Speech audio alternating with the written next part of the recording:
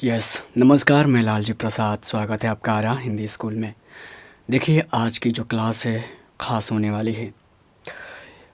अगर देखा जाए तो इस क्लास में जो कविता हम पढ़ने वाले हैं, पाठ है 5 है, ठीक है।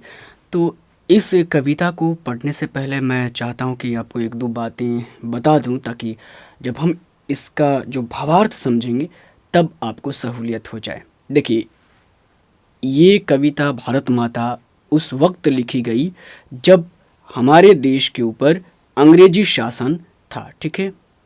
समझें, यानी अंग्रेज हमारे यहाँ शासन कर रहे थे। उस वक्त भारत की क्या स्थिति रही, भारत के लोग कैसे जीवन जी रहे थे, किस तरीके के जीवन जी रहे थे, उन सारी चीज़ों को सुमित्रा नंदन पंत ने इस कविता में उल्लेख किया है, बताया है कि जब अंग्रेजी शासन रहा तब हमारा देश का क्या हाल रहा। और उसके बाद अंतिम पंक्ति में ये बताते हैं कि फिर कैसे भारत अपनी स्वतंत्रता के लिए आगे बढ़ा और लड़ा, और फिर एक दिन उसके बाद हमें स्वतंत्रता मिली। लेकिन स्वतंत्रता मिलने के पहले ही कविता ये लिखी गई थी, यानी 1940 में ये कविता लिखी गई थी। तो एक के अंतिम पंक्ति में इन्होंने दर्शाया है कि अब उम्मीद जग गई है कि अब हमें स्वतंत्रता मिल जाएगी, यानी हम विदेशी आक्रमणकारियों, अत्याचारियों, शोषकों से मुक्ति मिल जाएगी। ये एक उम्मीद बताई गई है, दर्शाई गई है आगे अंतिम पंक्ति में। बट उससे पहले भारत की, यानी हमारी जो स्थिति रही है, कितनी बदतर रही है, उसकी चर्चा इन्होंने इस कविता में किया है। कौन किया है? सुमित्रा नंदन पंत। तो आप इतना समझ गए कि ये कविता में क्या मूल भाव है। अब आगे पढ़ेंगे तो सब कुछ स्पष्ट होगा। चलिए अब क्लास की विधिवत शुरुआत करते हैं। उससे पहले मैं आपसे रिक्वेस्ट कर दूं कि थोड़ा सा धैर्य बना कर रखिएगा। और हाँ, क्लास अल्टरनेट हो जा रही है, कोई बात नहीं, आप पढ़ते रहिएगा, बीच बीच में आकर देखते रहिएगा, कोई जल्दीबाजी नहीं है। आइए हम बढ़ते हैं आगे। बढ़े ना? चलिए, तो देखिए, अभी हमने कुछ बातें बता दिया मैंने। अब देखिए, इसमें मूल रूप से हम पढ़ेंगे क्या। तो सबसे पहले पढ़ेंगे कवि परिचय, फिर उसके बाद देखेंगे भावार्थ, यानी जो कविता है उसका जो भावार्थ है, यानी वो कहना क्या चाह रही है कविता, उसके बारे में पढ़ेंगे। अभ्यास पढ़ेंगे, यानी जो आपके इस कविता से जो भी प्रश्न पूछे गए हैं पाठ में, उनका जो उत्तर है वो देखेंगे। और फिर देखेंगे इस पार्ट से जो भी परीक्षा में प्रश्न 1 नंबर वाले जो प्रश्न आते हैं, वस्तुनिष्ठ प्रश्न पूछे जा चुके हैं, उनको देखेंगे। चलिए आगे बढ़ते हैं। सबसे पहले बात करते हैं कवि परिचय के बारे में। आपको मैं बता दूं कि इनका जो जन्म है 1900 में होता है। 1900 ईस्वी में इनका जन्म होता है। सुमित्रा नंदन पंत का जन्म होता है 1900 में। और मृत्यु होती है, यानी निधन, कब? 1977 में। सुमित्रा नंदन, ठीक है। तो ये आपको याद रखना है कि 1900 एक ही राइटर हैं आपके पूरे पाठ में जिनका जन्म होता है 1900 में, वो है सुमित्रा नंदन। अब मृत्यु कोई ख़ास नहीं है, बट जन्म याद रखना है, जन्म स्थान याद रखना है, यहीं से प्रश्न बनता है। अल्मोड़ा जिले के रमणीय स्थल, यानी ये रमणीय स्थल एक विशेषता बताई गई है। वो कौन सा स्थल है? तो रमणीय है। कौसानी, सीधे याद रखना है कि आपको अल्मोड़ा जिला या तो देगा, अल्मोड़ा जिला उत्तरांचल देगा, या फिर अल्मोड़ा जिला ना दिया तो कौसानी उत्तरांचल देगा। ये दो चीज़ें आपको याद रखना है। तो सीधे याद रखिए कौसानी, फिर अल्मोड़ा, ये दो चीज़ें याद रखिए, आपको मालूम पड़ेगा कि हाँ इनका जन्म यही है।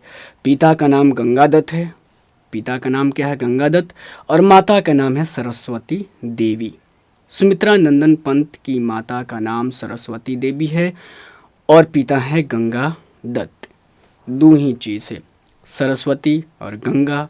ये बहुत आसान और सुप्रसिद्ध शब्द है, ये तो आप जानती हैं। तो ऐसे आपको सुमित्रा से जोड़ लेना है।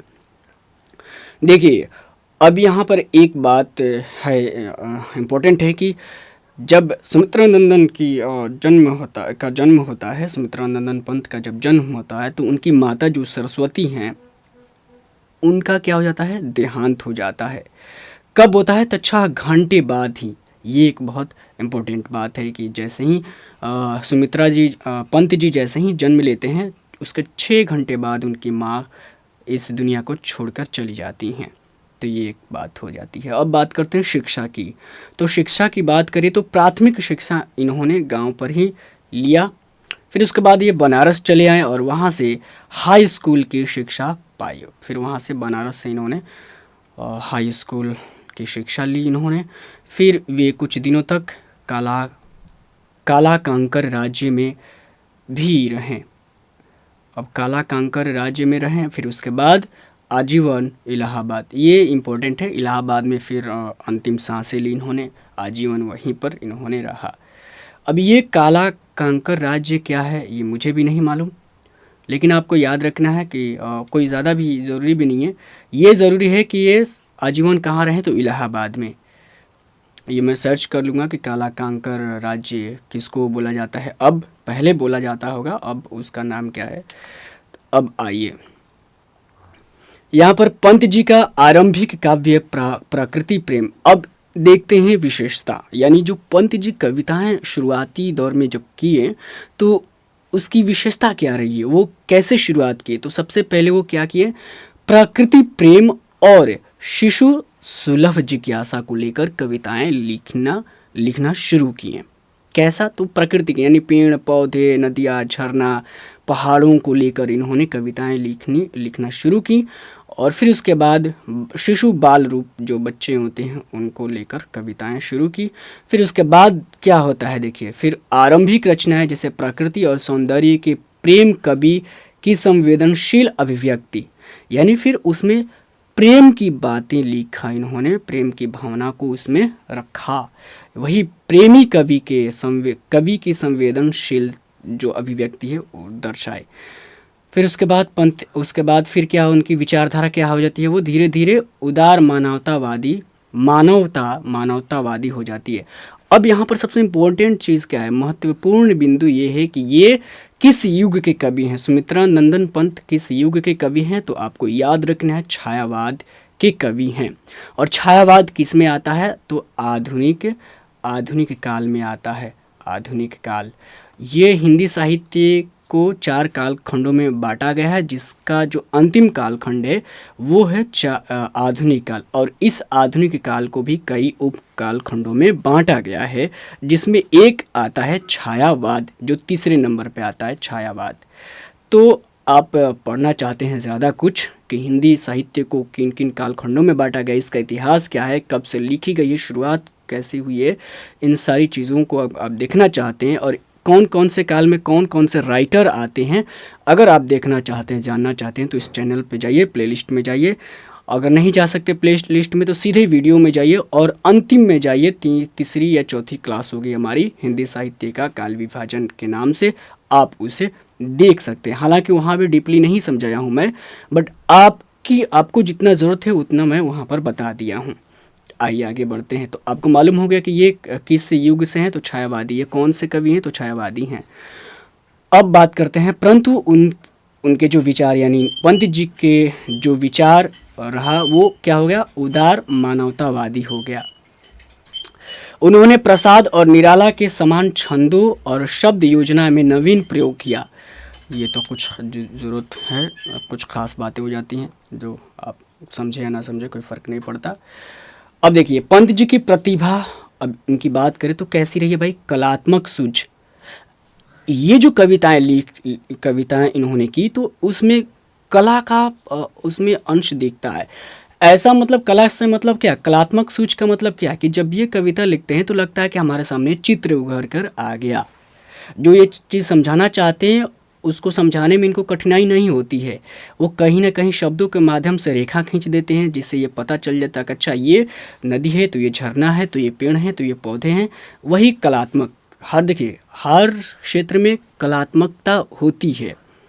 मैथ बनाते हैं तो मैथ में भी कलात्मकता है, हर क्षेत्र में है। उसी तरीके से हिंदी काव्य, कविताओं, कहानियों, उपन्यासों, जो भी विधाएं हैं उसमें भी कलात्मकता कवि के द्वारा कर दी जाती है। जैसे एक पेंटर होता है, पेंटिंग रंगों से कला को निखार कर चीज़ों को रंगों के माध्यम से दिखा देता है, तो उसका वो कलर के रंग के माध्यम से कलात्मकता वो प्रकट करता है। वैसे ही कवि, लेखक, जो रचनाकार होता है वो अपने शब्दों से, अपने शब्दों के माध्यम से कलात्मकता ला देता है अपनी कृतियों में। स्पष्ट हो रहा है? मैं इतना समझा रहा हूँ कि भाई बस समझे, खैर कोई नहीं, उम्मीद करता हूँ आप सब कुछ समझ पा रहे होंगे। अतः उनकी रचनाओं में एक विलक्षण मृदुता और सौष्ठव मिलता है।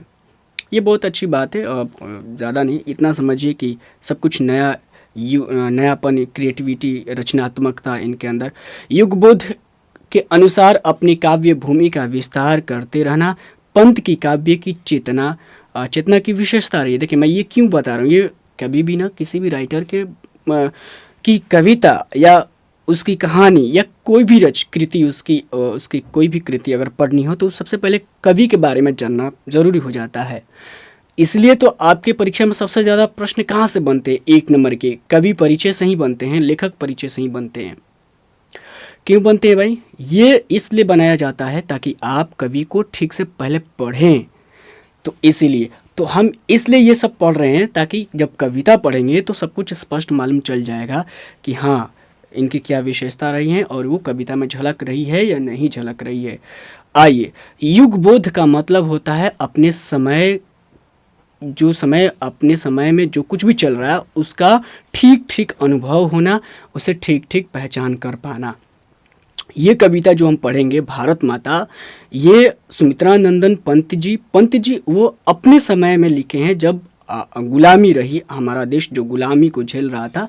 तो युगबोध ही कहा जाएगा ना कि उस वक्त को उन्होंने ध्यान में रखा, समझा, परखा कि ये हमारे समय में चल क्या रहा है और उसी को ये कविता में दर्शाया, तो युगबोध हो गया। यानी सब मिलाकर कहें तो अपने समय का ठीक ठीक से ज्ञान होना ही युगबोध कहलाता है। और फिर उसी के अनुसार आप जो काम कर रहे हैं उसमें वो चीज़ दर्शा रहे हैं, वही चीज़ हो गई। अब आइए, वे प्रारंभ में प्राकृतिक सौंदर्य, पीछे भी पढ़ें कि प्राकृतिक सौंदर्य से अभिभूत रहें, मतलब प्राकृतिक सौंदर्य को लेकर कविताएं की। फिर उसके बाद धीरे धीरे वो किधर आ गए? मानव सौंदर्य की तरफ आए, यानी जो हम इंसान हैं, मानव है, उसकी क्या विशेषता है, उसके क्या सौंदर्य है, सुंदरता है, उन सारी चीज़ों को लेकर फिर कविता की इन्होंने। फिर उसके बाद धीरे धीरे परिवर्तन होते हुए क्या हुआ? मानव सौंदर्य ने उन्हें समाजवाद की ओर आकृष्ट किया। फिर समाजवाद का मतलब समाज की तरफ खींचा, समाज की बातें करने के लिए उन्हें मजबूर किया। कौन? मानव सौंदर्य ने। प्रेरित किया, मजबूर नहीं कहा जाए, यानी प्रेरित किया, तो वही समाजवाद की ओर आकृष्ट किया। समाजवाद से वे अरविंद दर्शन की ओर, फिर समाजवाद से, यानी जो समाज की बातें करते करते इन्होंने फिर उस वक्त महसूस किया अरविंद दर्शन, और फिर वो अरविंद दर्शन की तरफ। 1 मिनट, चार्ज लगा दूं पहले लैपटॉप को।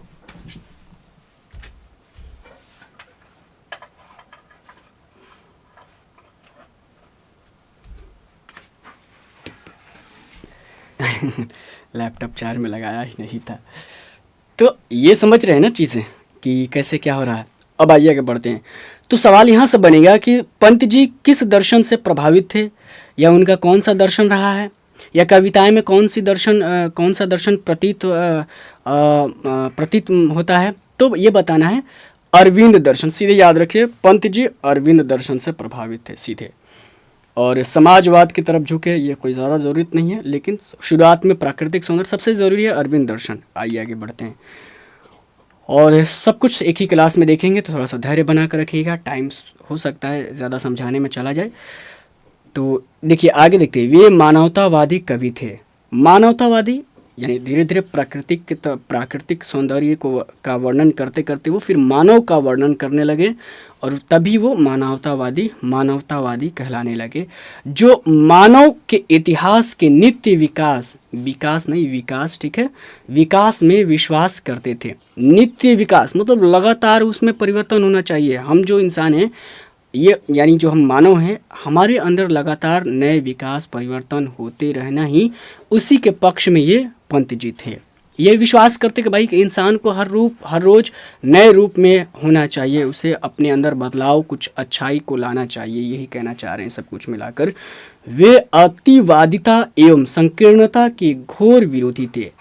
अतिवादिता का मतलब होता है कि किसी चीज़ को ज़्यादा मानकर चलना, कि नहीं जो है वही है। अति मतलब होता है ना ज़्यादा, ठीक है। अब संकीर्णता का मतलब मतलब जब परंपरागत चीज़ों को बांधे रखना, उसे फिर ढोते रहना कि नहीं जो पहले कहा जा चुका है वही सही है, तो वो सही है, वो इस तरीके की सोच को ही हम संकीर्णता बोलते हैं। समझ रहे हैं ना चीज़ों को। तो वो कहना चाह रहे हैं, पंत जी कह रहे हैं कि नहीं ऐसा नहीं होना चाहिए, बल्कि उसमें नयापन आना चाहिए, नित्य विकास होते रहना चाहिए। अब आइए, उनका अंतिम काव्य क्या है? लोकायतन है, जो उनके परिपक्व चिंतन को समेट देता है।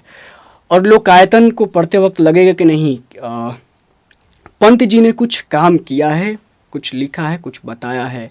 वही कह रहा, परिपक्वता दिखने लगता है उसमें।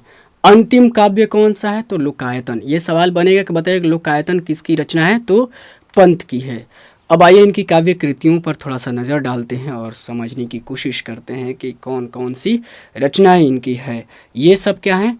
काव्य संग्रह हैं, यानी इनके अंदर बहुत सारी कविताएं हैं, ठीक है। ये अलग अलग पुस्तक के रूप में संग्रह हैं। उच्छ्वास याद रखना है, पल्लव, वीणा, ग्रंथि, गुंजन, युगांत, युगवाणी, ग्राम्या और जो भारत माता कविता है इसी काव्य संग्रह से संकलित है, यानी ली गई है, ठीक है। स्वर्ण धूलि, स्वर्ण किरण, युगपथ, चिदंबरा, ये 1 से 2 बार जब आप पढ़ेंगे ना तो धीरे धीरे दिमाग में कुछ शब्द रह जाएंगे, तो ऐसे ही याद होगा, रट्टा मारकर नहीं याद होगा। पल्लव पंत जी, वीणा, ग्रंथि, गुंजन, युगांत, तो ये याद रखना है। युगवाणी याद रखना है, स्वर्ण धूलि याद रखना है, युगपथ और चिदंबरा, ये इम्पोर्टेंट है। चिदंबरा पर इनको पुरस्कार भी मिला है, हम आगे देखेंगे। तो ये समझ में रखना है। प्रथम उच्छ्वास है, पल्लव, वीणा, ये दोनों याद रख सकते हैं ज़्यादातर। आइए आगे बढ़ते हैं। अब देखेंगे थोड़ा सा आगे बढ़कर प्राकृतिक सौंदर्य। प्रकृति सौंदर्य की कविता के लिए विख्यात कवि की रचनाओं में यह कविता हिंदी की यथार्थवादी कविता के एक नए उन्मेष की तरह है। ये इनकी विशेषता है कि कैसे ये यथार्थ को दर्शाते हैं। यानी भारत माता हम कविता जब पढ़ेंगे तो देखेंगे कि उस वक्त का यथार्थ मतलब जो जैसा उसको उसी रूप में दिखना, दिखाना, दर्शाना, लिखना, जैसा समझिए, ठीक। इसी को हम यथार्थ बोलते हैं। यानी ऐसा नहीं है कि जो कुछ समाज में चल रहा है आप वैसा कुछ समझ नहीं रहे हैं, बातें कुछ और घुमा फिरा कर, नहीं, जो आँखों से दिख रहा है, गलत तो गलत, सही तो सही, वही यथार्थ होता है। यथा मतलब जैसा है वैसा ही, यथार्थ, यथा प्लस अर्थ, यानी जैसा है वैसा ही अर्थ को देना। कितना समझाए, आइए आगे। प्रख्यात छायावादी कवि सुमित्रा, ये कौन हो गया ना? ये छायावादी कवि हैं। कौन, कैसा कवि है? तो छायावादी। अब छायावादी का मैं यहाँ विशेषता नहीं बताऊंगा, पीछे क्लास कर चुके हम लोग, उसमें मैं चर्चा कर दूँ। एक बार क्लास को रेगुलर देखे होंगे जो समझ जाएंगे। सुमित्रा नंदन पंत की यह प्रसिद्ध कविता, यानी कौन से भाई प्रसिद्ध कविता की बात की जा रही है? भारत माता की बात की जा रही है। जो भारत माता कविता है ना उसकी बात की जा रही है। उनकी कविताओं के संग्रह ग्राम्या से संकलित है। यानी सवाल बने कि भारत माता किस संकलन से संकलित है, किस काव्य संग्रह से ली गई है? तो बताना है कि ग्राम्या, ये ग्राम्या काव्य संग्रह से भारत माता कविता ली गई है। 1 नंबर के प्रश्न यहाँ से सीधे याद रखना है। कविता आधुनिक हिंदी के उत्कृष्ट प्रगीतों में शामिल है। यानी प्रगीत, भारत माता कविता कैसी कविता है? तो प्रगीत कविता है। एक सवाल यहाँ से, हालांकि ये नहीं पूछेगा आपसे, ये जो अपर लेवल के जो पढ़ाई करते हैं, स्टेट जो करेंगे या फिर नेट जेआरएफ जो करेंगे, उनके लिए ये सब सवाल इस तरीके के बनते हैं।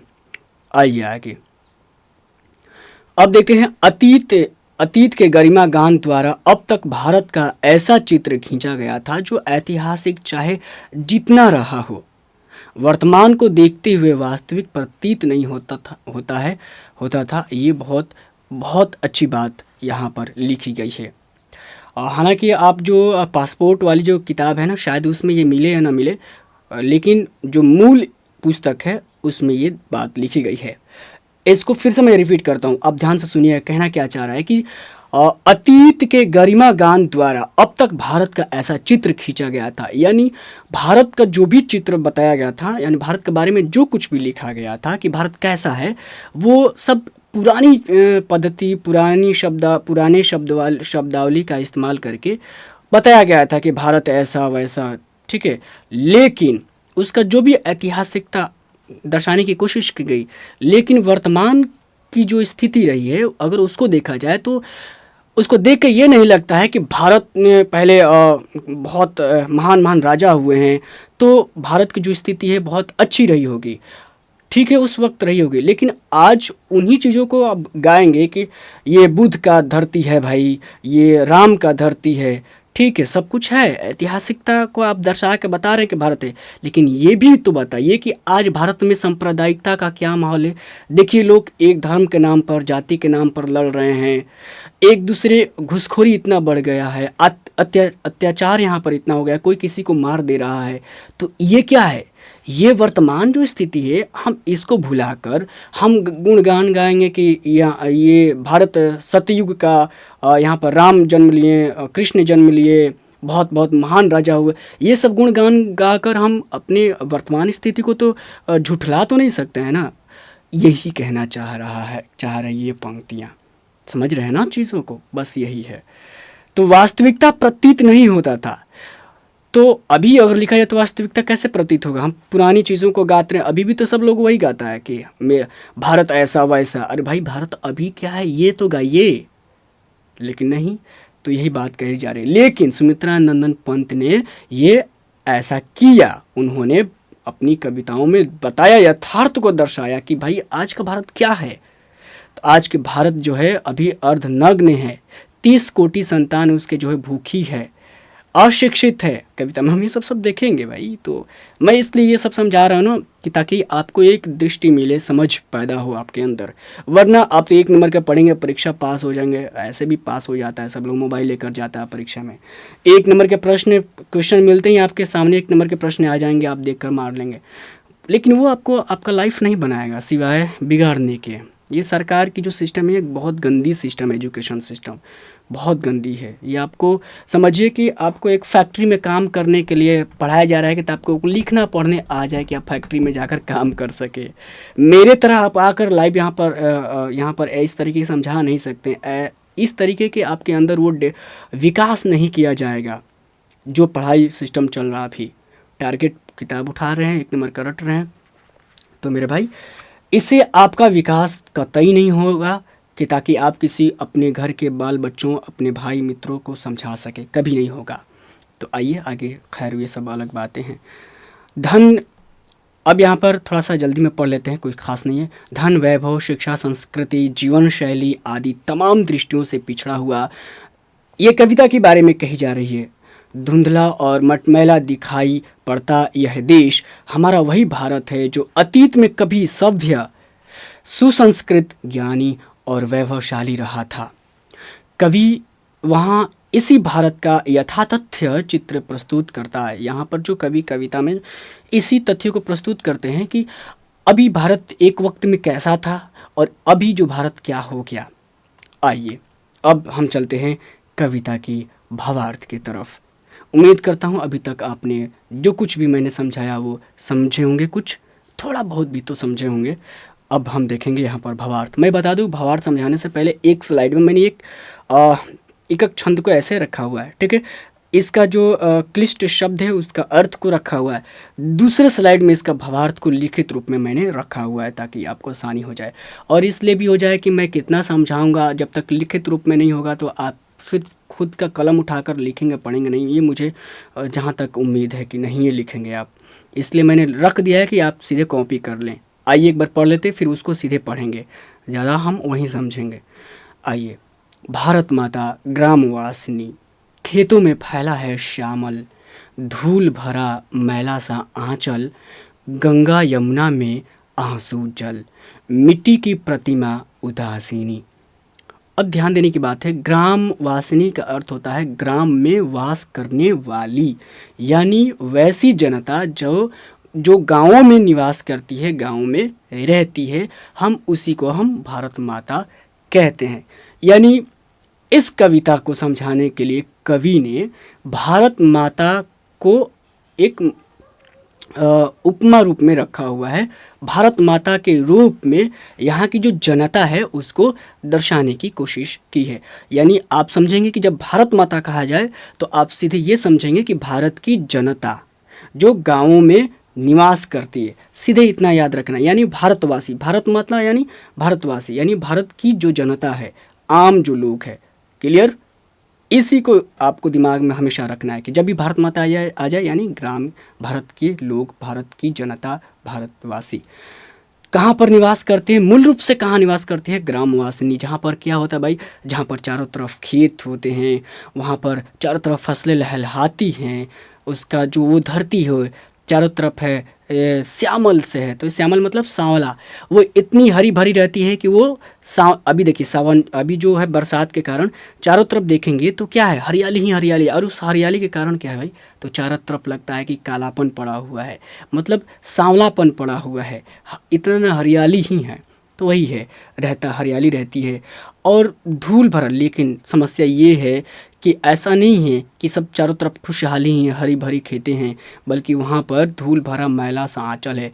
बल्कि वो जो जनता रहती है, गाँव में रहती है, उसके चारों तरफ जहाँ देखिए तहाँ गंदगी ही गंदगी फैली हुई है। वहाँ के लोग साफ़ सुथरा नहीं रह पा रहे हैं। तो इसका कारण क्या है भाई, हम आगे देखेंगे। तो ये बता रहे हैं कि जनता भले गांव में रह रही है, यानी भारत माता भले गांव में रह रही है, लेकिन वो साफ़ सुथरा नहीं है, उसके जो आंचल है गंदे पड़े हुए हैं। आसपास गांव में जो लोग रहते हैं, चारों तरफ देखिए तो नाली कहीं बह रहा है, उसको कोई देख रेख करने वाला नहीं है, उसको ठीक से लोग भी नहीं, चूँकि नहीं कर पा रहे हैं लोग, वहाँ की जनता नहीं कर पा रही है।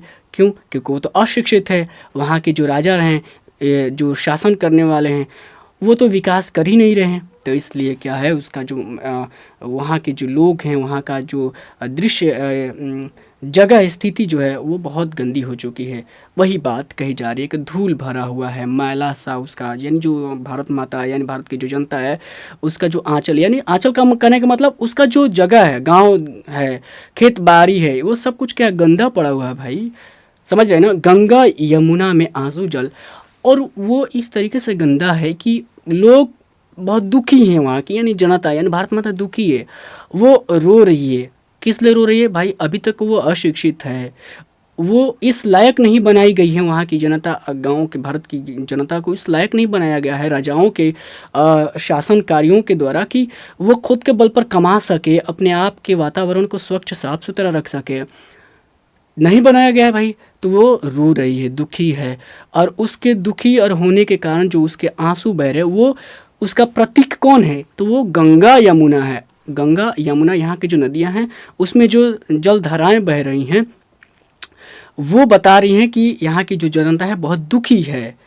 ये चीज़ें हैं, हालांकि मैं लिखित रूप में बताऊँगा, वहाँ पर मोटा मोटी आप समझ लिए। मिट्टी की प्रतिमा उदासीन, और जैसे मिट्टी की मूर्ति उदास एक जगह खड़ी पड़ी रहती है, निशब्द रहती है, उसी तरीके से ये भारत माता यानी यहाँ की जो जनता है बिल्कुल मिट्टी की प्रतिमा की तरह बनी पड़ी है। वो आवाज़ भी नहीं उठा पाती है, हिम्मत नहीं दिखा पाती है, उदासीन है कि भाई हमारे ऊपर आप इतना अत्याचार क्यों कर रहे हैं। हम खुद अन्न उपजाते हैं खेतों में, सब कुछ करने के बावजूद भी हमें विकास करने का मौका नहीं दिया जाता है। हमारे ऊपर इतने टैक्स लगा दिए जाते हैं कि हमारे जो भी खेत में अन्न उपजाया जाता है वो दूसरे के पास, यानी वहाँ के ज़मींदारों, सामंतों, जो ऊपर के जो शासनकारी हैं, तो उनके पास वो सब कुछ चला जाता है, और हम वहीं के वहीं फिर से अधनंगे फकीर भूखे रह जाते हैं। तो यही बात हो रही है। देखिए ये कविता ऐसी है ना कि आप इसको जितना परत बाई परत खोलेंगे ना, ये सब कुछ खुलेगा। आपका दिमाग जितनी दूर तक जाए, आप समझिए कि आप इसका सही ढंग से अर्थ निकाल पाएंगे। कविताओं की यही विशेषता रहती है कि कम शब्दों में बहुत बड़ी बातें कही जाती हैं। आइए आगे बढ़ते हैं। इसका जो मूल भावार्थ हम लिखित रूप में पढ़ लेते हैं, बस पढ़ेंगे हम, क्योंकि जब फिर इसको वो समझने लगेंगे तो समय ज़्यादा चला जाएगा। कवि कहते हैं कि भारत माता गाँव में निवास करती है। गाँव में भारत माता के दर्शन हो पाते हैं। यहाँ पर खेतों में हरियाली फैली रहती है और उनमें फसल लहराता रहता है, लेकिन इसका हरा आंचल यानी हरा भरा जो जमीन है, आंचल है, मैला सा हो गया है।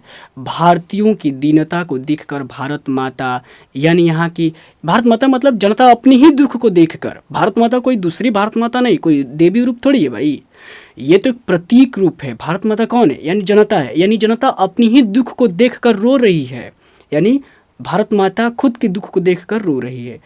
क्लियर? भारतीयों की दीनता यानी भारत माता स्वयं की दीनता को देखकर यानी करुणा के आंसू बहा रही है। वे आंसू ही गंगा यमुना की जलधारा के रूप में प्रवाहित हो रही है, बता रही है। गंगा यमुना कहने का मतलब क्या है भाई? यानी नदियों में देखेंगे कि लोग अपनी दुख पीड़ा को जाकर धोते हैं। कहते हैं ना कि जो भी है दुख पीड़ा है तो गंगा जी नहाने से वो धुल जाएगा, दूर हो जाएगा। तो वही बात कहीं ना कहीं है, बात कवि ने दर्शाने की कोशिश की है। तो यही हुआ, गंगा यमुना में उसके जो है जल आंसू जल हैं। भारत माता जो है यानी यहाँ की जो जनता है मिट्टी की प्रतिमा की तरह है, अर्थात वो दरिद्रता यानी शोषण से इतना ग्रसित है कि भाई वो कुछ कर नहीं पा रही है, मूर्ति के समान एक जगह ऐसे ही बैठी पड़ी है, उदासीन है। क्लियर? अब उम्मीद करता हूँ कि बाकी सर से जो भी आप पढ़े होंगे या कहीं पासपोर्ट से पढ़े होंगे तो उसके बाद इसको पढ़ने के बाद आपको अब सब कुछ क्लियर हो गया होगा। आइए अब इससे और आसान क्या ही हो सकता है। आसान करने अगर किया जाए और तो स्लाइड बहुत बढ़ जाएंगे, शब्द और लिखना पड़ेगा, इसलिए आप थोड़ा सा समझने की कोशिश करेंगे खुद से भी। दैन्य जड़ित अपलक नत चितवन। दैन्य मतलब गरीबी, दीनता, जड़ित मतलब जड़ा हुआ, भाई गरीबी में उलझा हुआ, जड़ा हुआ। अपलक मतलब बिना पलक गिराए। नत चितवन, नत में झुका हुआ, चितवन मतलब यहाँ पर है चितवन मतलब दृष्टि जो होता है, आँख। अधरों में चीर नीरव रोदन। अधर मतलब ऊँट होता है, चीर मतलब बहुत पुराना, नीरव का मतलब होता है बिल्कुल शांत, निशब्द, बिना किसी शब्द के। देखते हैं बच्चे रोते हैं तो उनका होंठ जो पपड़ी पड़ा रहता है, जो होंठ देखते हैं तो वहाँ पपड़ी पड़ा रहेगा, इन थूक का जो होता है ना लेयर बना ऊपर पपड़ी पड़ा रहता है और कांपता है और ऐसा लगता है कि उससे कोई आवाज़ नहीं है लेकिन रो रहा है वो। तो वही चीज़ है यहाँ पर। अधरों में चीर नीरव रोदन मतलब रो रहा है लेकिन आवाज़ नहीं है। चीर मतलब बहुत पुराना रो रहा जो है, चूँकि लंबे समय से शोषण किया गया है ना यहाँ की जनता को, हाँ यानी हमें भारत माता को। तो युग युग के तम से यानी लंबे समय का जो अंधकार है, शोषण जो किया गया है, उसका विषण्ण मन वह अपने घर में प्रवासिनी है। तम से विषण्ण, विषण्ण का मतलब होता है विषादमय, मन जो है वह अपने ही घर में। अब उसको देखिए, किसी को आप जितना दबा दीजिएगा, इतना ना दबा दीजिएगा तो वो भला कैसे वो आज़ाद रह सकता है। उसको एक वक्त लगेगा कि यार लगेगा कि उसके अंदर कोई शक्ति ही नहीं है, वो अपने ही घर में लगेगा उसको कि वो गुलाम बना हुआ है। अब मतलब भारत का ही लोग भारत में ही गुलामी झेल रहे हैं, तो ये कितनी दुख की बात है ना। यानी वही कहा जा रहा है प्रवासिनी का मतलब होता वैसे जैसे यहाँ भारत के लोग जब दूसरे देश में जाएंगे तो वो क्या कहेंगे, प्रवासी कहलाएंगे।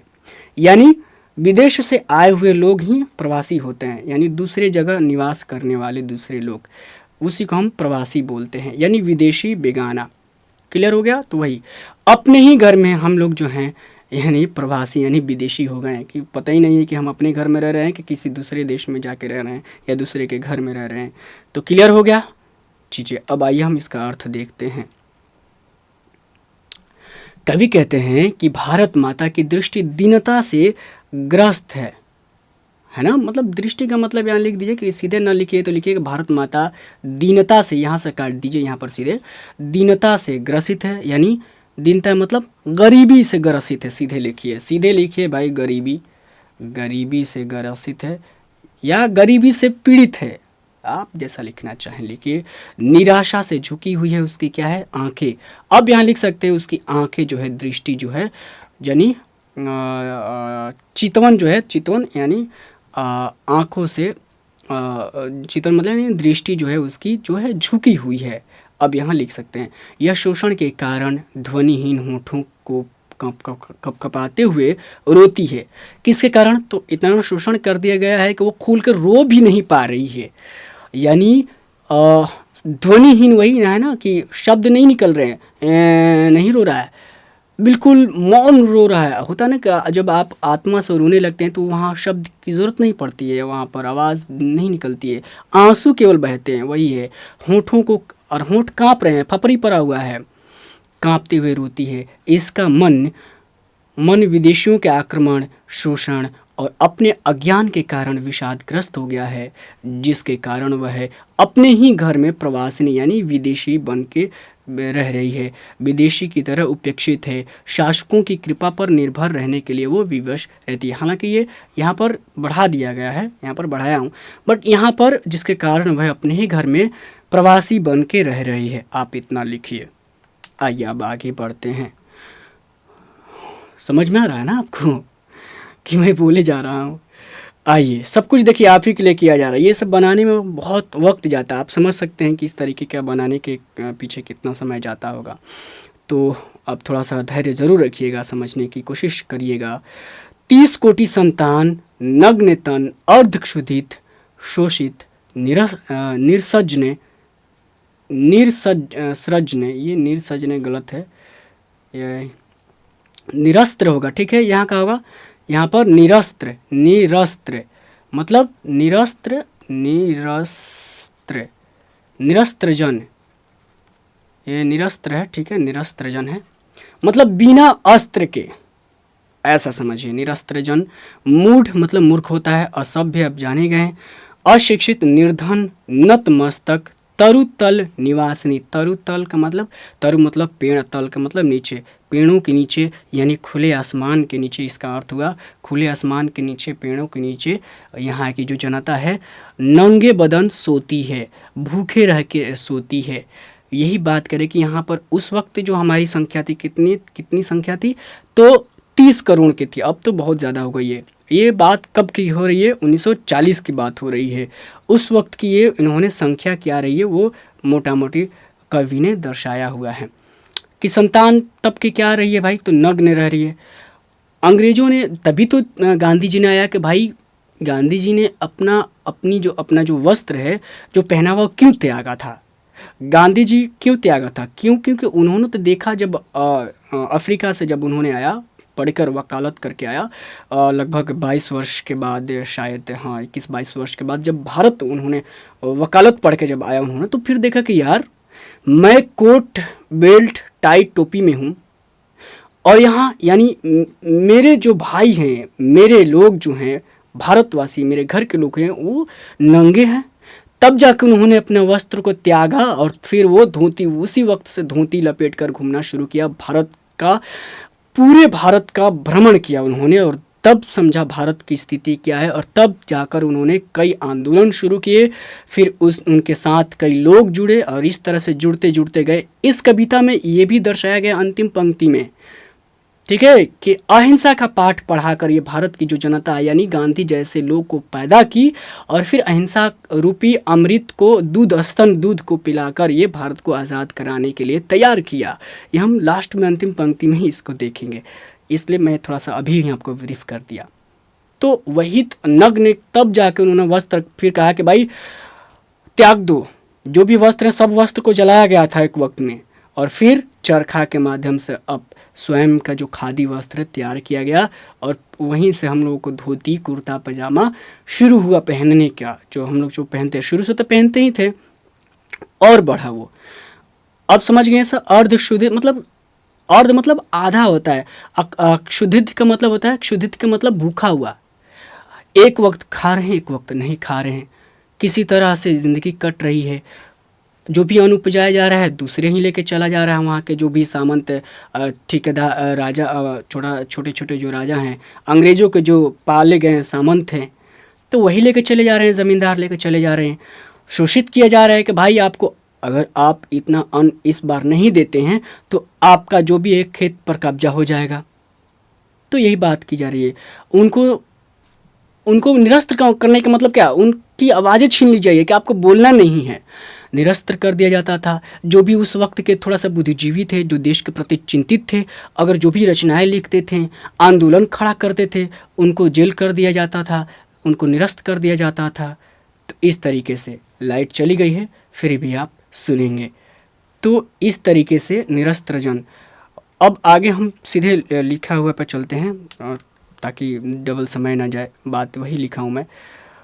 अब आइए, कवि कहता है कि भारत माता की 30 करोड़ संतान गरीबी के कारण नंगे बदन है, ये आधा पेट भोजन मिलने से व्यथित है। मतलब आधे व्यथित मतलब दुखी भाई, आधे पेट ही खाकर सोती है, शोषण से ग्रस्त है तथा प्रतिरोध करने के समर्थ असमर्थ है, यानी निरस्त्र हो गया है। वो जब भी आवाज़ उठाना चाह रही है, यहाँ की जनता किसी के माध्यम से लिख कर, कविताओं के माध्यम से, कहानियों के माध्यम से, आंदोलन करके, तो उसे असमर्थ कर दिया जा रहा है, अंग्रेज़ों के द्वारा जेल कर दिया जा रहा है, ये अंधविश्वासों से। और चूँकि यहाँ की जो हमारी जो जनता है वो ज़्यादातर अशिक्षित है, और उसके कारण अंधविश्वास, जब अशिक्षित आप रहेंगे तब कहीं ना कहीं आप अंधविश्वास सीधे सीधे कर लेंगे, किसी पर सीधे विश्वास कर लेंगे। तो यही बात कही जा रही है कि अंधविश्वासों से ग्रस्त होने से अज्ञानी है यहाँ की जो जनता, यानी भारत माता अज्ञानी है, असभ्य है, अशिक्षित है, एवं गरीब तो होंगे ही। ये अत्याचारी के सामने, यानी अत्याचार जो करने वाले हैं उनके सामने सदा झुकी हुई रहती है, दबे हुए रहती है। कौन रहती है? भारत माता। और हम यहाँ पर रहते हैं लिखे हैं, तो यहाँ पर जनता को लिखे तो रहती लिख दीजिए, ठीक है। दबी हुए रहती हैं। भारतवासी गरीबी के कारण पेड़ों के नीचे निवास करते हैं। तरुतले निवासिनी, यानी पेड़ों के नीचे निवास करती है। यहाँ की भारतवासी करते, यहाँ वासी तो करते हैं लिखा हुआ, ठीक है। ये खुले आसमान के नीचे सोने के लिए विवश हैं। 1 मिनट।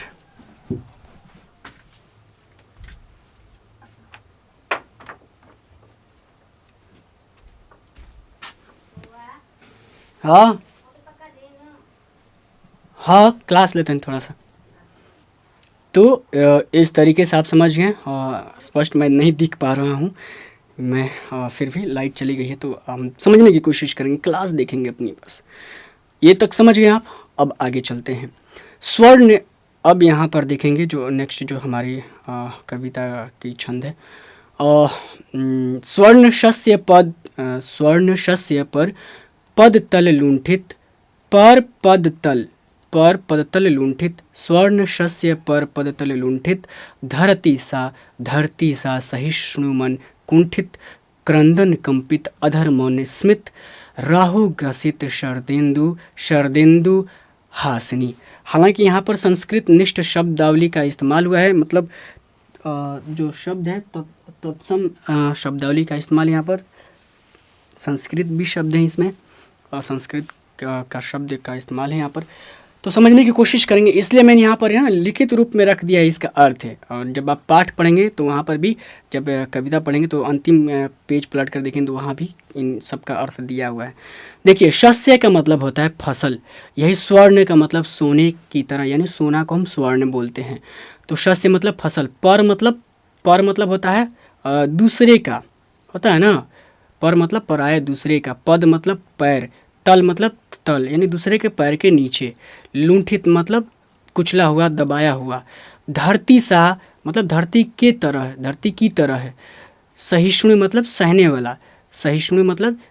वाला, मन तो समझ रहे हैं, मन कुंठित है, और कुंठी के मतलब रुका हुआ, मतलब कोई उसमें शक्ति ही नहीं है, शक्तिहीन, गतिहीन, बिल्कुल रुका हुआ है जो मन। जब आपको कोई दबा दे, इतना ना दबा दे तो फिर आपके अंदर शक्ति नहीं रहेगी कि आप उसका विरोध करेंगे। बिल्कुल छोड़ो ना, जाने दो, अब यही मेरी नियति है, हम गुलाम ही रहेंगे। तो ये क्या हो गया, ये इस तरीके की जो सोच है, यानी कुंठित कहलाता है इस सोच को।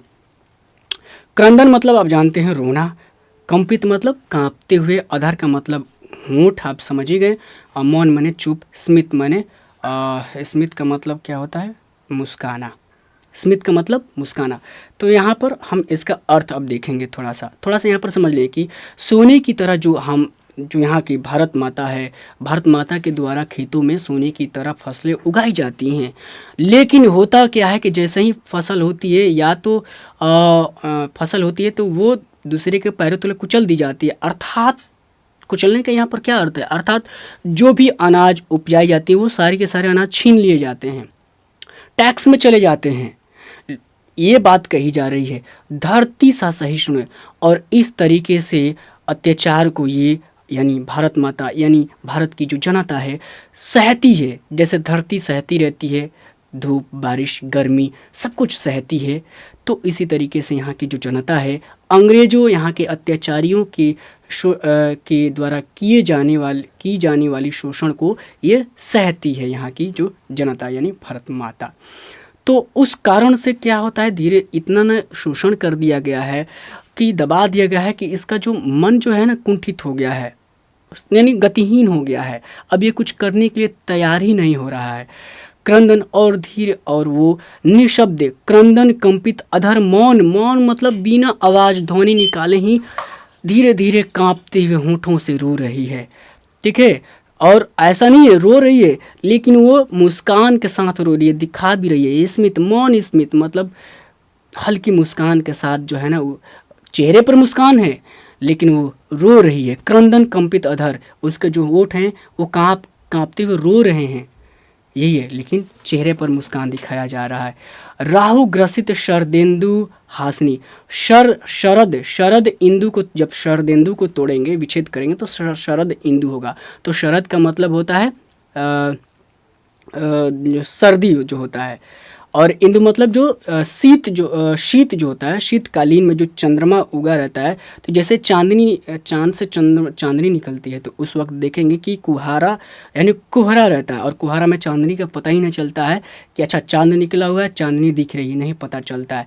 उसी तरीके का धुंधलापन से, यानी जब राहु ग्रसित होता है, जब उस पर राहु होता है ना, अरे चंद्र ग्रहण जो लगता है वही बात हो रही है। तो जब लगता है, लगने के बाद उस जब ग्रसित होता है, चारों तरफ जो चांद है कालापन दिखने लगता है। वही सब मिला के बात कही जा रही है कि क्रंदन रूप। हम अब आगे इसका लिखित रूप देखते हैं, पढ़ लेते हैं एक बार। देखिए, कवि कहते हैं कि भारत माता भूमि पर सोने के समान फसल उगाती है, या फिर भारत की जनता उगाती है। आपको जैसा लिखना है जैसा लिखिए। फिर भी आम भारतीय नागरिक, खेतीहर किसान, अत्याचारी शासकों एवं लिख दीजिए ठीक रहेगा, एवं शोषकों का गुलाम बने हैं। कौन भाई? तो जो आम भारतीय नागरिक है, खेतीहर किसान हैं, तो वो क्या है, किसके? अत्याचारियों, यानी बाहरी लिख सकते हैं यहाँ पर, विदेशी शासकों शोषकों का गुलाम बने हुए हैं। भारत के किसान धरती के समान सब कुछ सहते हैं, कुंठित हैं, सब कुछ सहते हैं, कुंठित हैं, कमा दे दीजिए। वे करुण विलाप से कांपते हुए भी अधरों से मंद मुस्कान के साथ मौन रहते हैं। वही है ना कि रो तो रहे हैं लेकिन अधर मुस्कान रखे हुए, हल्की मुस्कान चेहरे पर बनाए हुए रहते हैं, लेकिन हैं तो दुखी। विदेशी शासकों की बर्बरता, शोषणों तथा अन्याय से भारतीयों का भाग्य रूपी चंद्रमा सदा ग्रसित रहता है। जैसे सर्दी में चंद्रमा राहु से ग्रसित होने पर धूसरित यानी धुंधला दिखता है।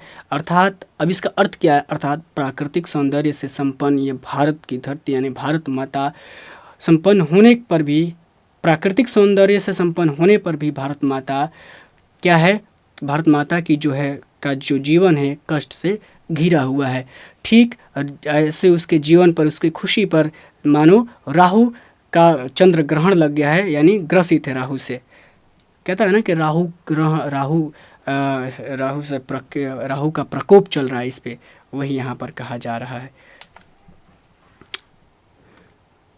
अब आइए, चिंतित भ्रुकुटी क्षितिज तिमिरांकित, नमित नयन नभ वष्पाच्छादित, आनंद श्री छाया शशि उपमित, ज्ञान मूढ़ गीता प्रकाशनी। ये बहुत अच्छी पंक्ति है इस कविता की। चिंतित भ्रिकुटी क्षितिज तिमिरांकित, नमित नयन नभ वष्पाच्छादित, आनंद श्री छाया शशि उपमित, ज्ञान मूढ़ गीता प्रकाशनी।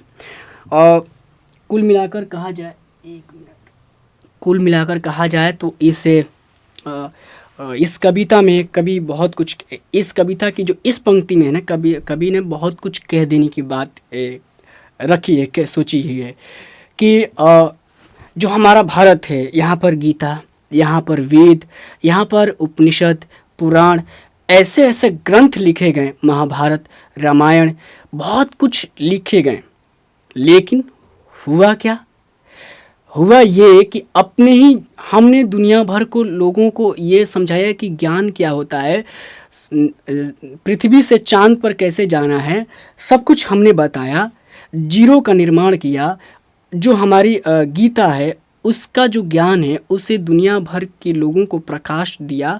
लेकिन अंततः हम उस जलते हुए दिए की जो अंधेरा होता है उसके तल हम उसमें भूल गए, गुम हो गए। कहने का मतलब हमने दुनिया को जो ज्ञान दिया और खुद ही ज्ञान नहीं लिया, हम अपने आप को ही नहीं समझा कि हम हैं क्या। यही इसकी मेन बातें हैं। तो इस वजह से जो हमारी जो भारत माता है वो बहुत चिंतित है। जब आप चिंता करते हैं तो उसकी जो भ्रिकुटी है वो ऐसे टेढ़ी हो जाती है और क्षितिज तिमिरांकित है। जैसे क्षितिज का मतलब होता है दूर, जैसे देखेंगे तो वहाँ पर ऐसा लगेगा कि अंधेरापन। जैसे अभी आप बाहर कहीं भी देखेंगे तो क्षितिज मतलब ऐसा होता है, यानी पृथ्वी और आकाश की जो अंतिम सीमा होती है वहाँ पर देखेंगे लगेगा कि कोहरा छाया हुआ है, अंधेरा वाष्प। तिमिर मतलब अंधकारित, तिमिर का मतलब अंधकार होता है, अंकित का मतलब छाया हुआ उस पर।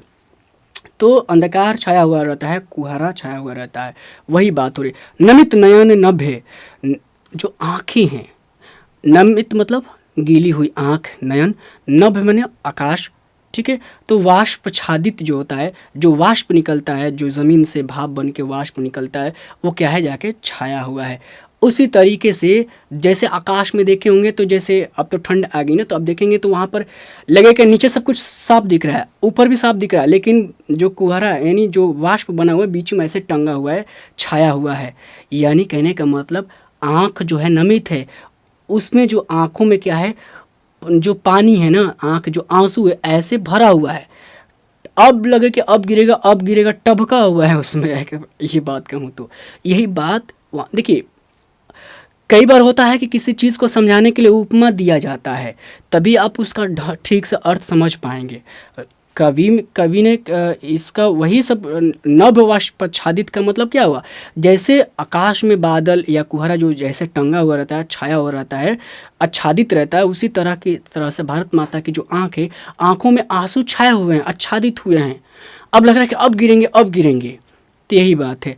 आनंद श्री, अब उसकी जो चेहरा, आनंद का मतलब ये सर, ठीक है, दशानन वही आनंद मतलब सर, श्री का मतलब होता है मुख्य, शोभा, यानी चेहरे का जो शोभा है।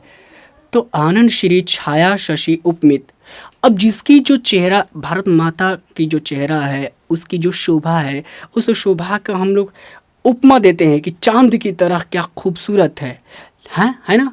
लेकिन होता क्या है भाई, ज्ञान मूढ़ और गीता प्रकाश ने। मूढ़ का मतलब होता है मूर्ख, यानी ऐसे मूर्ख ज्ञान होते हुए भी मूर्ख, उसको ज्ञानी मूर्ख करते हैं। यानी आपको कहा जाए पढ़ा लिखा मूर्ख, एक सीधे साधे सरल शब्दों में समझे तो पढ़े लिखे हुए मूर्ख है। अभी आप तमाम तरह के ज्ञान पा लेते हैं और फिर भी आप घूस लेते हैं, फिर भी आप किसी के साथ गलत व्यवहार करते हैं, तो ये क्या हुआ, फिर भी आप किसी की भावना को नहीं समझते हैं, है ना। तो ये सब क्या हुआ, पढ़े लिखे हुए मूर्ख हुए आप, पढ़े लिखे हुए आप अज्ञानी हुए, ठीक है। अभी तो यही हो रहा है। पढ़ने लिखने का तात्पर्य क्या है, सब लोग पढ़े हुए लोग, इस भारत देश क्या, इस पूरे संसार में सबसे ज़्यादा लोग जितना ज़्यादा पढ़ रहे हैं उतना ही ज़्यादा अज्ञान और मूर्ख होते जा रहे हैं। ये मैं खुलेआम सीधे आपको भी कह रहा हूँ, कहीं आप भी ऐसा ही हो जाएंगे आने वाले समय में। लेकिन कोशिश करिए कि पढ़ने का तात्पर्य समझिएगा कि आपके अंदर वो क्षमता हो जाए कि आप किसी के साथ, एक वर्ड याद रखिए कि किसी के साथ आप गलत नहीं करेंगे, ना किसी के बारे में गलत सोचेंगे। यही तब जाकर आपकी पढ़ाई सार्थक हो पाएगी, वरना परीक्षा देंगे, जॉब पाएंगे, घूस किसी के वह पद पर जाकर घूस आप भी मांगेंगे जैसे लोग मांगते हैं, आप भी किसी को घूस देकर जॉब पाएंगे, कोशिश करेंगे, फिर उसमें कोई बहुत तरह की बातें हो जाएंगी। तो कुल मिलाकर यही ज्ञान मूढ़ की बात हो गई। अब गीता प्रकाशनी हुई, मैंने समझा दिया कि तमाम तरह की यहाँ पर ज्ञान की बातें हुई, यहाँ पर ज्ञान पैदा हुआ इस भारत देश में, भारत माता ने ज्ञान को पैदा किया और खुद भारत माता अब वो उसी ज्ञान के अंधेरे में पल रही है, उसको मालूम ही नहीं है। लेकिन ऐसा नहीं है, उसके बावजूद भी देखिए अब आगे क्या होता है। एक बार लिखा हुआ पढ़ लेते हैं, मैं जो समझा दिया हो गया, बट आप एक बार लिख लिए। कभी कहते हैं कि विदेशी शासकों ने शासकों और शोषकों के कारण भारत माता चिंतित है, उसकी आंखें झुकी हुई हैं, उसके चेहरे की शोभा आकाश में छाए कोहरे के समान धुंध पड़ा है। भारत ने संसार को सबसे पहले ज्ञान दिया, गीता के माध्यम से सबको प्रकाशित किया। आज वही ज्ञानी मूर्ख बना है। कौन? भारत ने। कौन बना है? भारत बना हुआ है। स्वयं अंधकार में है, अर्थात भारत अपनी असली रूप को भूलकर विदेशियों का अनुकरण कर रहा है। अंधा अनुकरण, मतलब बिना सोचे समझे अनुकरण। और ये जो पंक्ति है ना, आज बहुत प्रासंगिक है। भले अंग्रेज चले गए हैं, लेकिन उनकी अंग्रेजियत हम आज भी अपने दिलों में पाल के रखे हैं और रोज़ बरोज़ बढ़ाए जा रहे हैं। खासकर गांव के लोग तो नहीं बढ़ा रहे हैं, शहर के लोग इसको पाले हुए हैं। अंग्रेजी आप नहीं जानते, नहीं पढ़ते हैं, तो आपके अंदर वो क्वालिटी नहीं है, आपको वो इज़्ज़त सम्मान नहीं दिया जाएगा। बड़ी सोसाइटी में आप जाएंगे तो ये भारत की बहुत गंदी स्थिति बना दी गई है। जो कुछ पैसे अर्न कर रहे हैं, जिनके पास पैसे हो गए हैं, जो अमीर हो गए हैं, वो तो और इस चीज़ को कर दिए हैं। तो ठीक है, तो वही बात की जा रही है। अब उनको लगता है कि भारत क्या है, रह रहे हैं भारत में, खा रहे हैं नमक भारत के, सब कुछ सोच रहे हैं भारत में, भारतीय सब कुछ भारतीय परंपरा को जी रहे हैं, लेकिन घुसा लाए हैं उसमें संस्कृति किसकी? तो अंग्रेजियत की। और वही हमें, यानी गांव के लोग, यानी जो भारत माता गांव में जो निवास करती है, उसको मजबूर कर दिए हैं कि आप अंग्रेज चले गए, लेकिन आपको अंग्रेजियत मैं सिखा के रहूँगा। ये कौन ठान के रखे हैं? शहरी लोग ठान के रखे हैं। तो जो शहर में रह रहे हैं, अपने आप को उच्च मानते हैं अंग्रेजी जानकर, यही बात कही जा रही है। क्लियर हो गया? अब देखते हैं थोड़ी सी आगे, थोड़ा सा आगे बढ़ के देखते हैं, और शायद ये अंतिम छंद पद है। सफल आज उसका तप संयम, पिला अहिंसा स्तन्य सुधोपय, हरित हरती, यानी हर मतलब दुख को हरने वाला, हरती जन मन भय, भौतम भ्रम, जग जननी जीवन विकास। जग जननी मतलब भारत की जनता, यानी भारत माता, जो जीवन को विकास करती है, जीवन को बढ़ाती है, वही हुआ। अब आगे देखिए, सुधोपाय का मतलब अमृत का, पाय मतलब पान करने वाला, अमृत के समान की तरह। स्तन्य मतलब होता है छाती का जो दूध होता है, वही। और अहिंसा, कैसा दूध है? तो अहिंसा रूपी दूध पिला रही है। कौन? भारत माता जो जग जननी है, पिला रही है किसको? अपनी जनता को, अपनी संतान को पिला रही है। जो भारत माता है, अपनी संतान को अहिंसा रूपी पिला रही है कि देखो, हम अहिंसा से ही आज़ादी को लड़ पाएंगे। अर्थात अब यहाँ गांधी जी की बात कहीं ना कहीं कवि ने कह दिया है कि अगर असली आज़ादी हमें तभी मिलेगी जब हम अहिंसा के मार्ग पर चलेंगे। समझ रहे हैं ना चीज़ें? लिखा नहीं है यहाँ पर, लेकिन समझिए अहिंसा से। अहिंसा के पुजारी कौन? और आपको मैं बता दूँ, आज 2 अक्टूबर है, यानी गांधी जयंती है, यानी अहिंसा दिवस आज ही मनाया जाता है। और लाल बहादुर शास्त्री का भी आज ही जन्म हुआ है। तो इसलिए आपको इस खुशी में इन दोनों महान पुरुषों की महान पुरुषों को सादर नमन करते हुए आपको भी बधाई देते हैं, शुभकामनाएं देते हैं कि आप ठीक से पढ़ें और बहुत आप भी इनकी तरह बने, यानी हम सब मिलकर फिर से एक नए भारत का निर्माण करें। जो अभी भारत में इस तरह की सांप्रदायिकता इतना न फैल गया है कि लोग जाति धर्म के नाम पर लड़ रहे हैं। बच्चों में इस तरह का माहौल बना दिया है कि वो दिन रात पबजी में व्यस्त हैं। उनको अब ये मालूम नहीं कि अपने जीवन में करना क्या है, और फिर धीरे धीरे आके जाकर फ्रस्ट्रेट हो रहे हैं। किसी को गोली मार देंगे, किसी का हत्या कर देंगे, किसी का सामान चुरा लेंगे। ये समय दूर नहीं है, सब लोग यही में अब डूबने वाला है, ये निश्चित दिख रहा है। लेकिन जल्द से जल्द इस पर हमें कमांड संभालना होगा, वरना यही होगा, अपना सामान किसी को झूठ बोलकर बेच देंगे आप।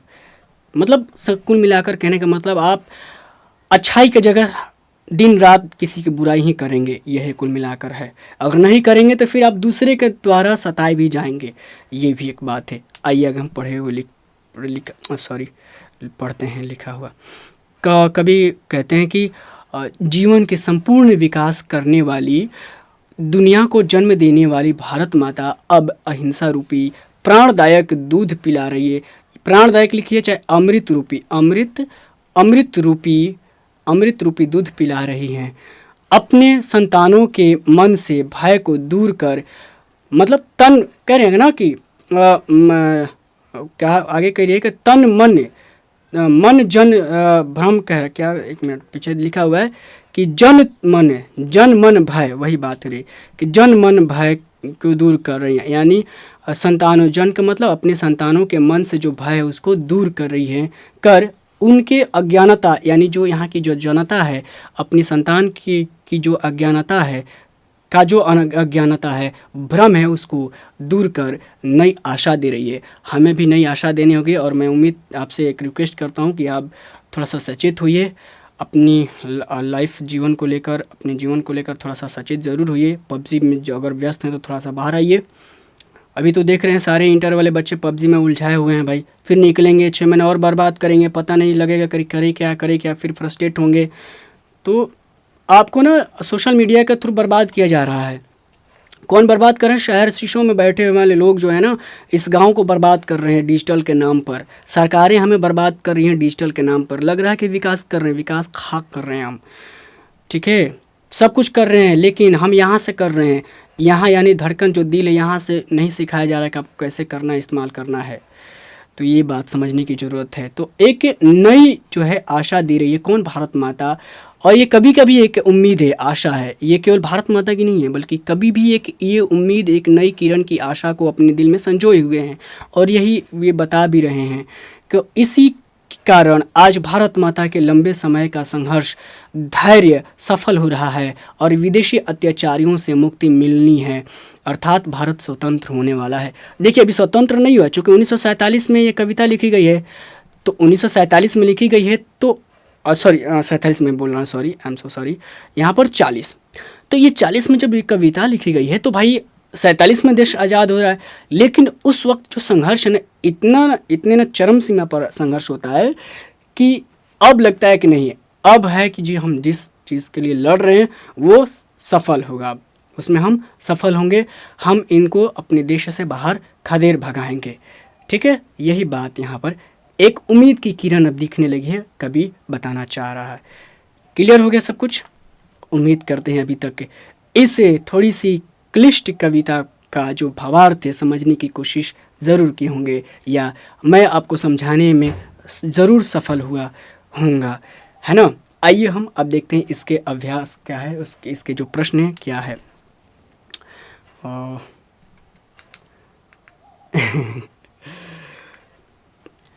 पढ़ेंगे आप तो पढ़ाएंगे हम, पढ़ाएंगे मतलब जो मैं जानता हूँ वही बताऊंगा। पढ़ाना क्या होता है? पढ़ाया को नहीं, इस धरती पर कोई किसी को नहीं पढ़ा सकता है। पढ़ाने का मतलब होता है, पढ़ाने का मतलब हो, एक तरह से देखा जाए तो मतलब चराना है। मैं आपको पढ़ा नहीं मतलब चरा नहीं रहा हूँ, बल्कि मैं जो कुछ जानता हूँ वही सिखा रहा हूँ, और सिखा भी नहीं रहा हूँ, बस मैं आपको बस चीज़ें दे रहा हूँ, आपको सीखना आपकी को है। आइए प्रश्न देखते हैं 1 नंबर, और धीरे से इसका जवाब भी जान लेंगे। प्रश्न नंबर 1, कविता के प्रथम अनुच्छेद में कवि भारत माता का कैसा चित्र प्रस्तुत करता है? तो अभी 1 मिनट थोड़ी सी वक्त है।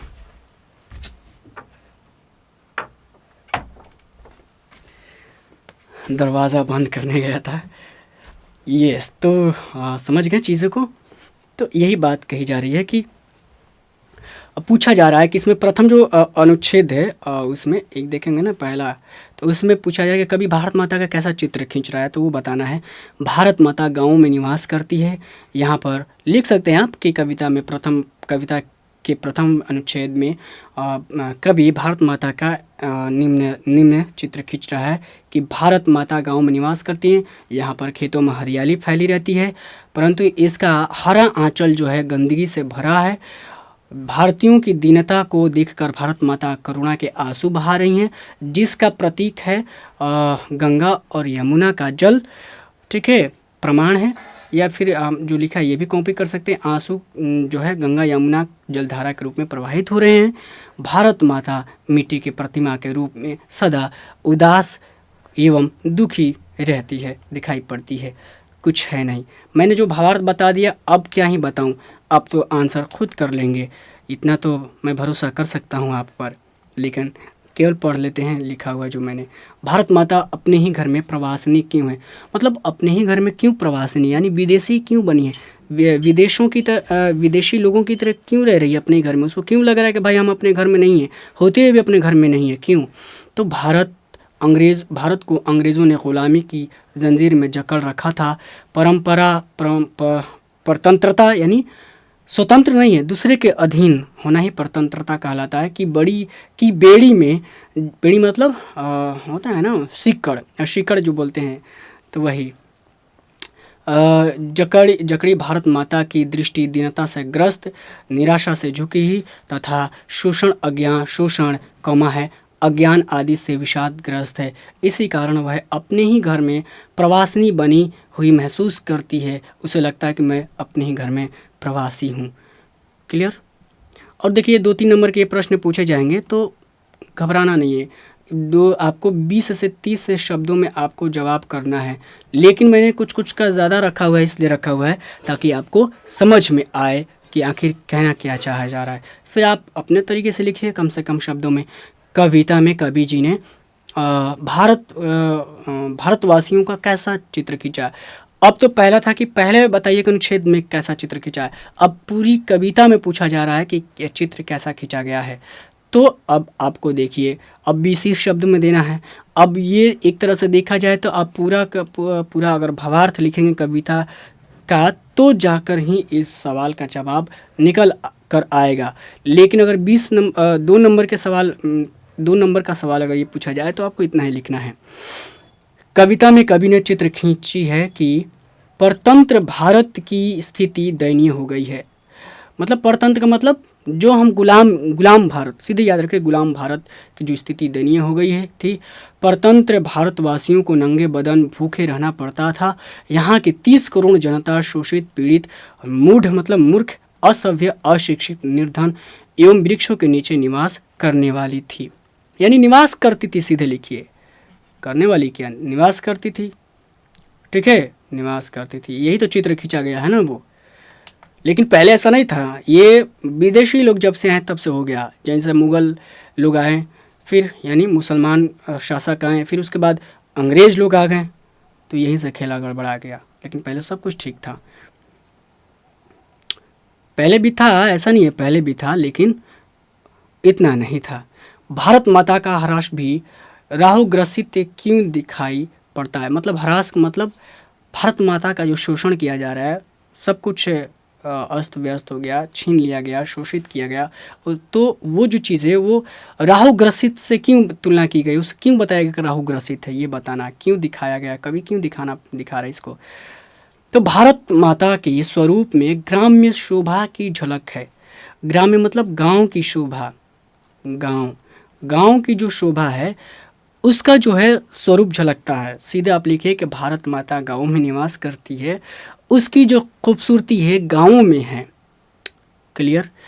अब उसका जो चेहरा है, चेहरे पर चंद्रमा के समान चमकता हुआ, अब जो उसका चेहरा है भाई चंद्रमा के समान चमकता है, ठीक है, मुस्कुराहट है, लेकिन परतंत्र होने के कारण वह हंसी फीकी पड़ गई है।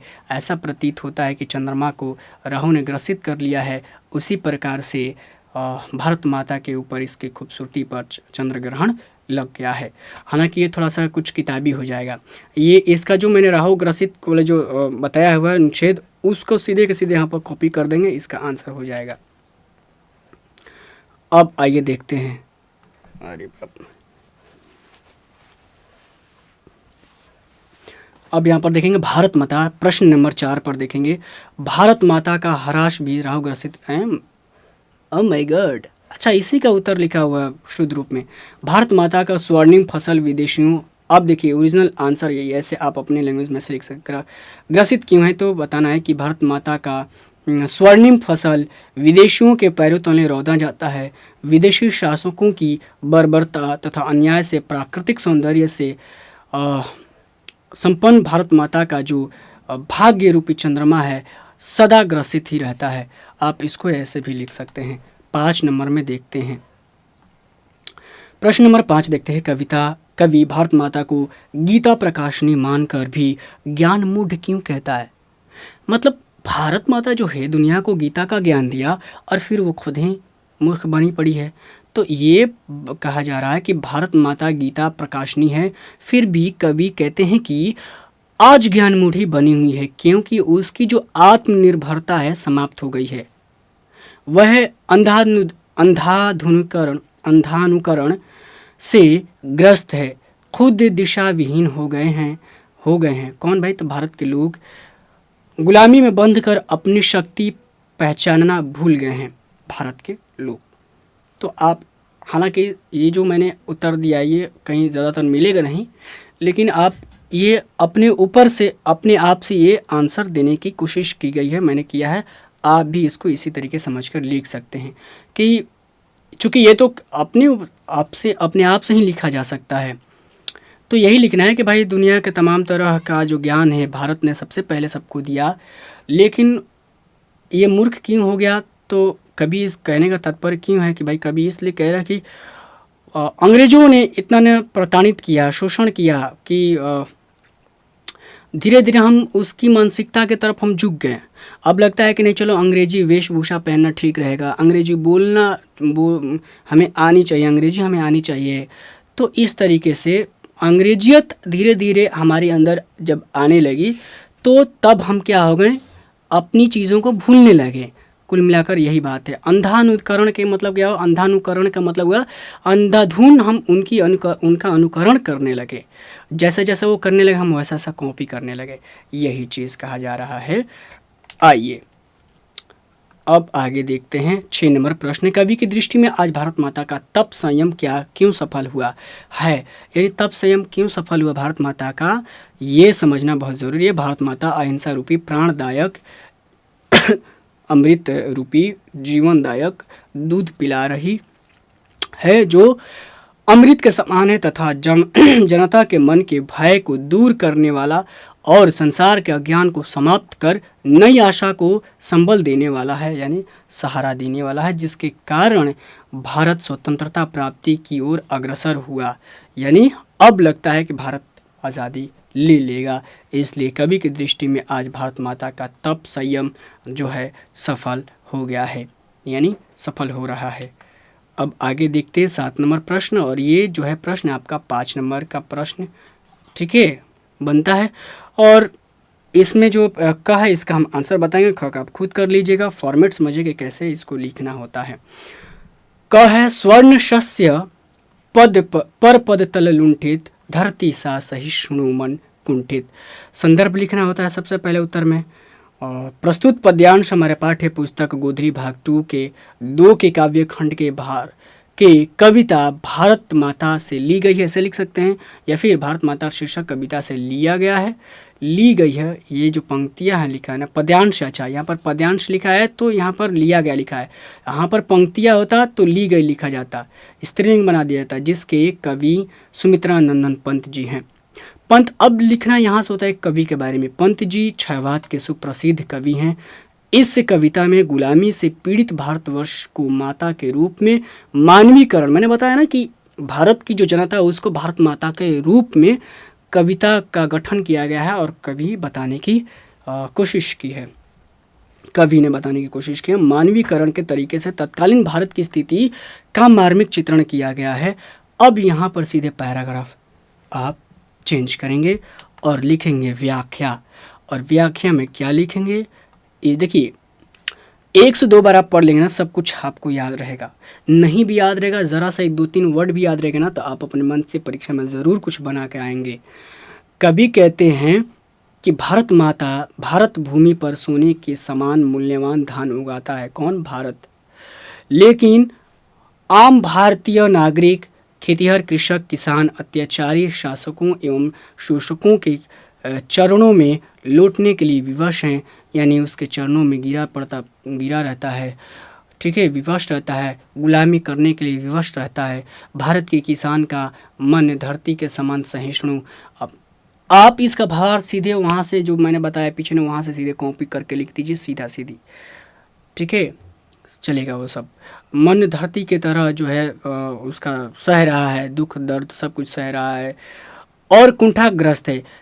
वह और इस कुंठाग्रस्त के कारण वह करुण विलाप से कांपते हुए रो भी रहा है और अपने अधरों से बिल्कुल शब्द नहीं निकाल रहा है, मंद मंद मुस्कुरा रहा है अंदर में है अंदर में चोट, मगर आंखों से आंसू की जगह वो चेहरे पर मुस्कुरा रहा है के साथ मौन है। यही कहने की बात है यहाँ पर। तो अभी तक हमने जो भी प्रश्न है उनका उत्तर देख लिया। उम्मीद करता हूँ कि आप समझ गए होंगे। भावार्थ अगर आप ठीक समझ जाएंगे ना, तो मुझे नहीं लगता है कि आप सवाल को खुद से नहीं कर पाएंगे, ज़रूर कर पाएंगे अगर आप भावार्थ समझ गए होंगे। तो अब देखते हैं PYQ प्रश्न जो भी पूछे जा चुके। 1 नंबर का, भारत माता कविता में भारत का कैसा चित्र प्रस्तुत किया है? भारत माता ने बताना है। तो भारत माता कैसा? आदर्श, काल्पनिक, यथा तथ्य, इनमें से कोई नहीं। आपने पढ़ा यथार्थ, यथार्थ आपने पढ़ा हुआ है। मैंने बताया कि सुमित्रा नंदन पंत जी ने जो भी ये क्या लिखा है, तो यथार्थ रूप को दिखाया है। ऐतिहासिक गुणगान नहीं गया कि भारत ऐसा भारत वैसा, नहीं, बल्कि भारत का जो अभी वर्तमान युग बोध की बातें उन्होंने की है। तो इसमें हो जाएगा यथा तथ्य, सी आंसर हो जाएगा। आदर्श, कल्पना तो काल्पनिकता की तो बात ही नहीं की गई है भाई। अब आते हैं 2 नंबर प्रश्न पर। भारत माँ के श्रेष्ठ मुख की तुलना कवि ने किससे की है? ये कविता के अंदर से सवाल है। तो श्रेष्ठ मुख यानी मुख की तुलना किससे कवि किया है भाई? सूर्य नहीं, कंचन मतलब सोना नहीं, पुष्प फूल नहीं, छाया युक्त चंद्र। यस, चंद्र की बात आई है तो यही याद रखिएगा। नेक्स्ट प्रश्न 3 नंबर, पंत को किस रचना पर ज्ञानपीठ पुरस्कार प्राप्त हुआ है? और शायद मैंने ये नहीं बताया है वहाँ पर कवि परिचय में, तो मैं आपको बता दूं कि चिदम्बरा जो काव्य संग्रह है, और इसी काव्य संग्रह पर इनको ज्ञानपीठ पुरस्कार दिया जाता है। याद रहेगा ये आंसर। इस पे नहीं, चिदम्बरा पे ही होना चाहिए। चिदम्बरा पर, लोकायतन नहीं, लोकायतन अंतिम काव्य संग्रह है।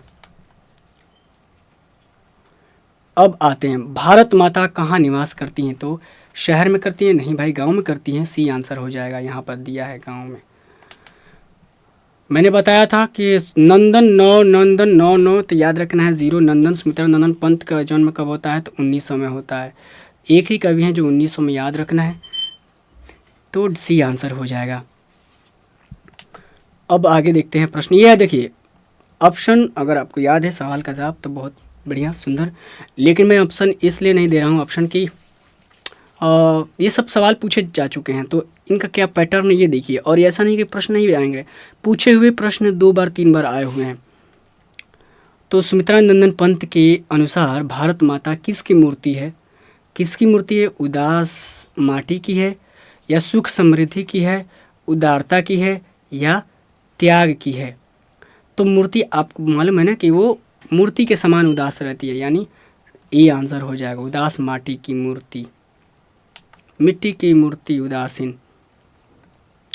नेक्स्ट प्रश्न देखते हैं। सफल आज उसका तप संयम, पीला अहिंसा, स्तन्य सुधोतम। प्रस्तुत पंक्ति किस कविता की है? तो आप इसका तो आंसर आंख मूंद कर करेंगे। अब आइए देखते हैं नेक्स्ट प्रश्न। युगवाणी किसकी काव्य कृति है?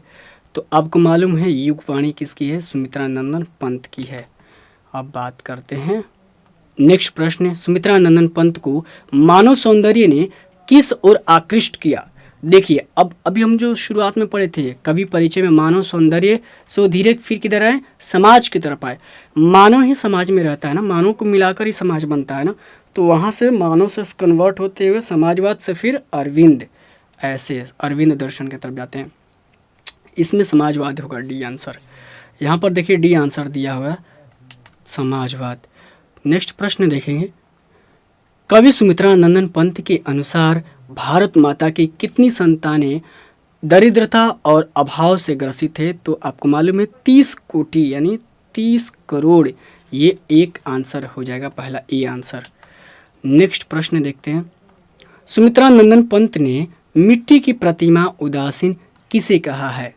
देखिए सवाल पीछे यही पूछा गया है कि बताइए कि उदासीन किसके के रूप में है, तो यहाँ पर मिट्टी की बताया गया था पीछे। अब वही देकर पूछ दिया है कि बताइए मिट्टी की प्रतिमा उदासीन किसे कहा है, तो बी को कहा गया। भारत माता ही है ना मिट्टी की उदासीन, मूर्ति तो है नहीं, बड़ी बहन माता ये तो दोनों कभी नहीं है। कन्फ्यूज कर सकता है मूर्ति, लेकिन प्रतिमा का ही अर्थ होता है मूर्ति, तो भारत माता की बात की गई है। अब बात करते हैं युगपथ किस कवि की रचना है, तो युगपथ सुमित्रा नंदन पंत की है। हालांकि अभी तो आपने पढ़ा तो आप जवाब कर देंगे, लेकिन परीक्षा में बैठेंगे याद ही नहीं रहेगा कि युगपथ है। पथ पंत। आइए नेक्स्ट प्रश्न देखते हैं। 30 कोटि संतान नग्न तन, यह पंक्ति किस शीर्षक। 30 कोटि नग्न, नंगा से ही पता चल जाएगा कि यहाँ के जो 30 करोड़ हैं नंगी है। 30 कोटि से भी पता चल जाएगा, तो भारत माता कविता से। ये देखिए पंक्ति दे रहा है ना, कविता की पंक्ति दे रहा है, तो ये भी याद रखना कि जो भी कविता पढ़ेंगे उसको आपको याद रखना पड़ेगा। पूरी कविता ना याद हो बेशक, मगर कुछ कुछ उसमें कीवर्ड, कुछ ऐसे शब्द आपको याद रखने पड़ेंगे ताकि उसे पकड़ में आ जाए। अब इस कविता में 30 कोटि पकड़ में आना ही आना है आपको। कवि सुमित्रा नंदन पंत के अनुसार कौन अपने घर में प्रवासिनी बनी हुई है, भाई कौन, तो भारत माता बनी हुई है ना। इतना आसान आसान सवाल पूछता है कि पूछिए मत। गुंजन किस कवि की रचना है, तो गुंजन आप जान ही गए सुमित्रा नंदन पंत की है। तो आप ये ध्यान रखिएगा कि रचना से ज़रूर प्रश्न बन रहा है, तो रचना को आपको ध्यान में रखना है, और रचना 2 से 3 बार 4 बार जितना लगे कि आपको पढ़ना चाहिए तो आप पढ़िएगा, केवल समझ में आएगा, लेकिन रचना ज़रूर पढ़िएगा इस पाठ से। और इस कवि की रचना ग्राम्य किसकी रचना है, तो ये आपको मालूम है गया कि ये आपका सुमित्रा नंदन पंत के डी आंसर हो जाएगा। और ये सवाल बन जाए कि भारत माता किस काव्य संग्रह से या काव्य कृति से संकलित है या ली गई है या संकलन है किसमें, संग्रहित है किसमें, तो ग्राम्य में। 16 नंबर प्रश्न के बाद अब 17 नंबर प्रश्न देखेंगे। सुमित्रा नंदन पंत के पिता का नाम, पिता यानी गंगा, ठीक है, गंगा दत्त, सुमित्रा नंदन गंगा, और माता का क्या नाम है, सरस्वती। किस कृति पर सुमित्रा नंदन पंत को भारतीय ज्ञानपीठ पुरस्कार, ये 2 बार प्रश्न पूछा जा चुका है, पीछे भी पूछा है अभी भी, तो आपको मालूम है चिदम्बरा, ठीक। और उम्मीद करता हूँ कि अब सब कुछ समझ रहे होंगे, यहाँ तक पैटर्न समझ गए। तो ये आप देख चुके हैं कि ये PYQ रहा। अभी तक हमने सब कुछ देख लिया, कवि परिचय, भावार्थ, अभ्यास उत्तर, और उसके बाद PYQ भी देख लिया। कंप्लीट क्लास को हम यहाँ पर कर चुके हैं। अब आप थोड़ा सा कमेंट करके बता दीजिए कि आपको ये क्लास कैसी लगी, खासकर जो मैंने भावार्थ बताया वो कैसा रहा, आप समझ पाए या नहीं। तब तक के लिए आप लाइक, सब्सक्राइब, प्यार ढेर सारा जो कुछ भी देना है दे दीजिए, मुस्कुरा दीजिए पर थोड़ा सा, ठीक है। दीजिए इजाज़त, फिर मिलते हैं नई क्लास में एक नई कविता के साथ। तब तक के लिए जय हिंद, जय भारत।